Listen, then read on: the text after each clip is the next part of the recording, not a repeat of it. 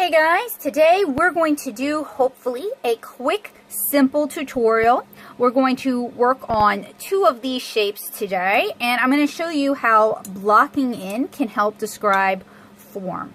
So with each side of a cube, you want, first of all, you want to decide where your light source is. So let's say our light source is coming from the top, right? Or correct, rather. Not top right, well, actually top right, but from the top, correct. So these planes are going to be the lightest, followed by these, with the bottom plane being the darkest, and this plane over here being almost as light as the plane on top, because it would be getting almost as much light. And deciding this is going to really help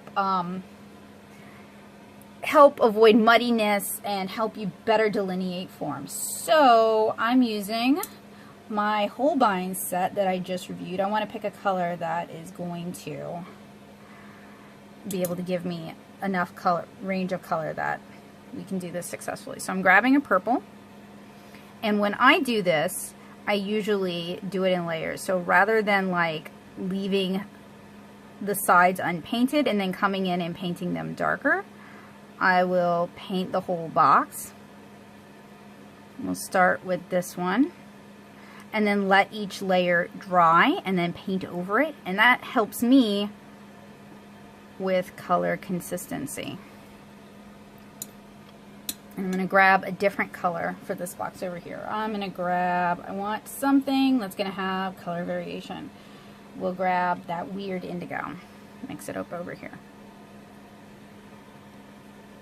So you want to start with a fairly light shade, lighter than the actual true color value, because the light's hitting it. And if you want to do atmospheric lighting, you may want to add a touch of yellow to that. But we can do that in another video where we talk about lighting effects and shading. This is just using monotone. Okay, so we've got our two cubes. So I need to give them a chance to dry, and then we can do the next layer for both. So our purple has had a chance to dry. I'm going to grab a little bit more, get a little darker, and we're going to paint the next face of the square.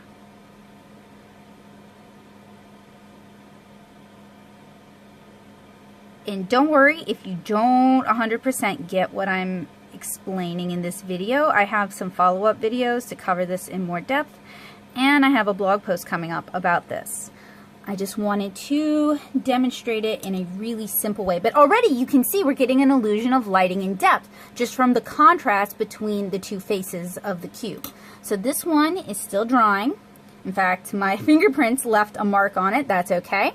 We're going to let it finish drying and get back to it.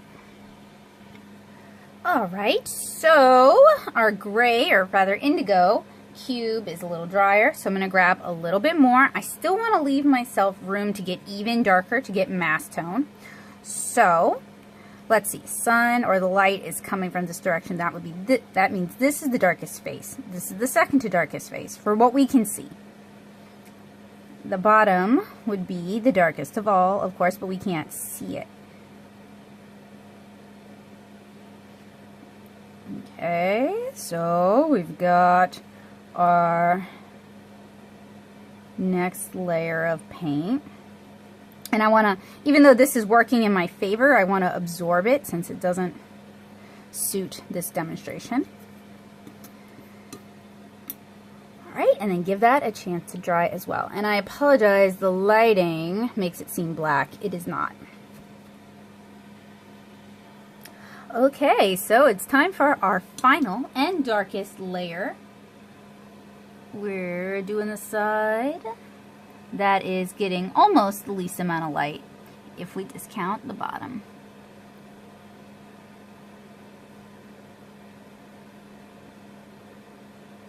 So this is a really simple technique. It is a wet over dry technique, but it's a really, really simple watercolor technique that helps establish form for basic forms like this. And honestly, houses are basically just cubes.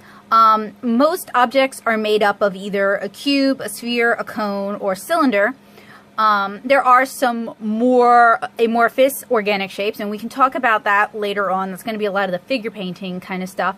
But really, having this in your pocket to pull out can really help make a difference, and it can help you start thinking about lighting in a more effective way without having reference. Not that there's anything wrong with working from reference, but if you're doing illustration, if you're doing comics, you often don't have lighting perfect reference.